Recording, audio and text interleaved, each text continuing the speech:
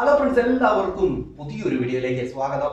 അഖിൽമാരൻ ഒരു കാര്യം പറഞ്ഞിരുന്നു, ബിഗ് ബോസിനുള്ളിൽ കാസ്റ്റിംഗ് കൗച്ച് നടക്കുന്നുണ്ടായിരുന്നു, അതോടൊപ്പം തന്നെ സിനിമയിൽ നടക്കുന്നുണ്ട്.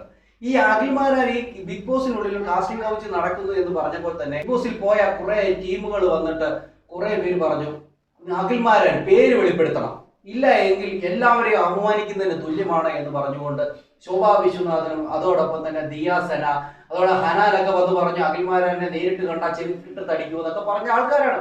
എന്നാൽ ഇപ്പോഴൊരു വിഷയം വന്നിരിക്കുകയാണ് ഹേമ കമ്മിറ്റി. ഹേമ കമ്മിറ്റി എന്ന് പറഞ്ഞു കഴിഞ്ഞാൽ നടിമാർ, അതായത് സിനിമയിൽ അഭിനയിക്കുന്ന നടിമാർക്ക് നേരെ നടക്കുന്ന ചൂഷണങ്ങള്, അവർക്കെതിരെ നടക്കുന്ന അതിക്രമങ്ങളൊക്കെ ചൂണ്ടിക്കാണിച്ചുകൊണ്ടുള്ള ഒരു പരാതിയാണ്. അതും ഒരു 295 പേജ് അടങ്ങുന്ന റിപ്പോർട്ടാണ് ഉണ്ടെങ്കിലും 235 പേജുകൾ മാത്രമേ പുറത്തുവിട്ടിട്ടുള്ളൂ. എന്നാൽ ഈ പുറത്തുവിട്ടിരിക്കുന്നതിൻ്റെ അകത്ത് ഈ ഒരു കാര്യങ്ങളൊക്കെ പറയുന്നുണ്ട്. അതായത് നടിമാർക്ക് സംഭവിച്ചിട്ടുള്ള അതിക്രമങ്ങളും ഒക്കെ പറഞ്ഞുകൊണ്ടുള്ള ഒരു റിപ്പോർട്ട് തന്നെയാണ് ഈ ഹേമ റിപ്പോർട്ട് എന്ന് പറഞ്ഞു കഴിഞ്ഞാൽ. ഈ ഹേമ കമ്മിറ്റി എന്ന് പറയുന്നത് 3 പേരടങ്ങുന്ന ഒരു കമ്മിറ്റിയാണ്. അതിനകത്ത് നേതൃത്വം നൽകുന്ന ഒരാളെന്ന് പറഞ്ഞാൽ ഈ ഹേമ എന്ന് പറയുന്ന ഒരു ചീഫ് ജസ്റ്റിസ് ആണ്.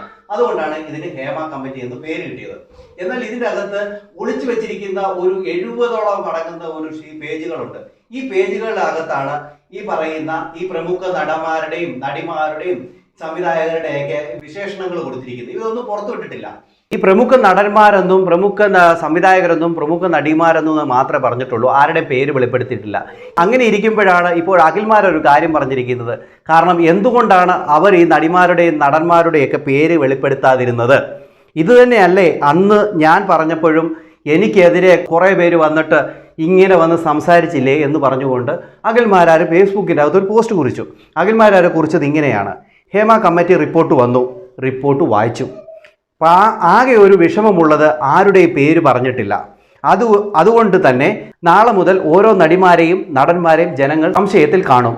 പുരോഗമന ഫെമിനിസ്റ്റുകൾ ഇവരുടെയൊക്കെ മാനം സംരക്ഷിക്കാൻ എത്രയും പെട്ടെന്ന് ആരാണ് നഗ്നചിത്രം അയച്ചു കൊടുത്തത്, ആരൊക്കെയാണ് കിടക്ക പങ്കിടാൻ ക്ഷണിച്ചത്, ആർക്കൊക്കെയാണ് കാസ്റ്റിംഗ് കൗച്ച് നേരിടേണ്ടി വന്നത് എന്നത് പേര് സഹിതം വെളിപ്പെടുത്തിയാൽ ഇതിൽ പെടാത്തവർക്ക് സമാധാനമായി ജീവിക്കാമല്ലോ. ബിഗ് ബോസിൽ ചില പെൺകുട്ടികൾക്ക് ഓഡിഷനിൽ ബുദ്ധിമുട്ട് നേരിടേണ്ടി വന്നു എന്ന് പറഞ്ഞ് എനിക്കെതിരെ രംഗത്തെത്തിയ സകല ഊളകളും ഹേമ കമ്മീഷനെതിരെ ആഞ്ഞടിക്കുമെന്ന് പ്രതീക്ഷിക്കുന്നു. അത് കഴിഞ്ഞിട്ട് ഒരു നോട്ടൂടെ പുള്ളിക്കാരൻ കൊടുത്തിട്ടുണ്ട്, ഒരു MP എന്നൊക്കെ ഇട്ടിട്ട്. പുള്ളി പറഞ്ഞ ഇതാണ്: നിയമപരമായി ഒരു സ്ത്രീ കേസിന് പോകാത്ത കാലത്തോളം ഇരയുടെയും വേട്ടക്കാരൻ്റെയും പേര് മറ്റാർക്കും വെളിപ്പെടുത്താൻ കഴിയുകയില്ല എന്ന ബോധം ഇവർക്ക് ഇനിയെങ്കിലും മനസ്സിലായി കാണുമെന്ന് വിശ്വസിക്കുന്നു എന്ന് പറഞ്ഞുകൊണ്ടാണ് അഖിൽമാരാർ ആ പോസ്റ്റ് ഇട്ടത്. അഖിൽമാരാർ ഈ പോസ്റ്റ് ഇട്ടതിന് താഴെ നിരവധി അനുകൂല കമൻറ്റുകളാണ് വന്നിരിക്കുന്നത്.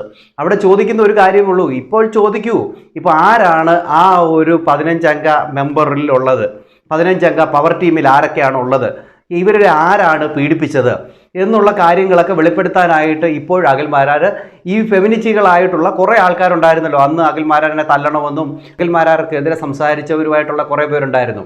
അവരോടൊക്കെ ഒരു ചോദ്യം ചോദിച്ചിരിക്കുകയാണ്. എന്നാൽ ഇവരൊക്കെ ഈ ഒരു ഉത്തരം പറയുമോ ഇല്ലയോ എന്നുള്ളതൊക്കെ നമുക്ക് കാത്തിരുന്ന് തന്നെ കാണാം. എന്തുമായാലും തക്ക സമയത്ത് തന്നെ അഖിൽമാരാർക്ക് ഈ ഒരു കാര്യം കിട്ടുകയും അഖിൽമാരാർ അത് പറയുകയും ചെയ്തു. ഒന്നുമല്ല, കൊടുത്താൽ കൊല്ലത്തും കിട്ടുമെന്നല്ലയോ. ഇനി ഈ ശോഭാ വിശ്വനാഥും ഇവരൊക്കെ ഒന്ന് സംസാരിക്കണം. കാരണം ഈ നടിമാർക്ക് ഈ ഒരു പ്രശ്നം നേരിട്ടു, കാസ്റ്റിംഗ് കൗച്ച് സംഭവിച്ചു, നടിമാർ ഈ പീഡനത്തിന് ഇരയായി എന്നൊക്കെ പറയുമ്പോഴേ എല്ലാവർക്കും അത് ബാധിക്കുമല്ലോ. അതുകൊണ്ട് ആർക്കാണ് ഈ സംഭവിച്ചത്, ആരാണ് പീഡിപ്പിച്ചത് എന്നുള്ള കാര്യം കൃത്യമായിട്ട് പറഞ്ഞു കഴിഞ്ഞാൽ അവർക്ക് ആർക്കും ഈ ഒരു വിഷയം ഉണ്ടാകത്തില്ലല്ലോ.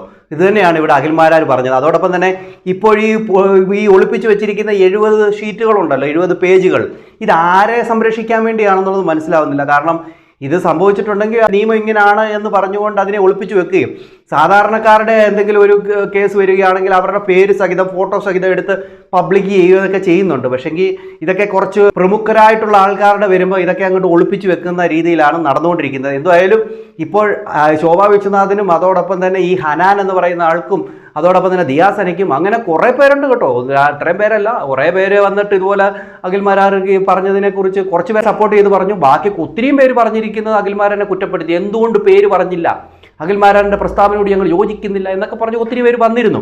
അവരിലൂടെ കൂടി ഇപ്പോൾ ഇതൊന്ന് പറയണം, ഈ പേരുകളെ ആരൊക്കെയാണെന്നുള്ള പേരുകളൊന്ന് വെളിപ്പെടുത്താൻ വേണ്ടി ഗവൺമെൻറ്റിനോടൊന്ന് പറയണം. നിങ്ങൾ ഇതൊന്ന് വാർത്താ സമ്മേളനത്തിൽ വല്ല വിളിച്ചൊന്ന് പറയണം. അത്രേ ഉള്ളൂ.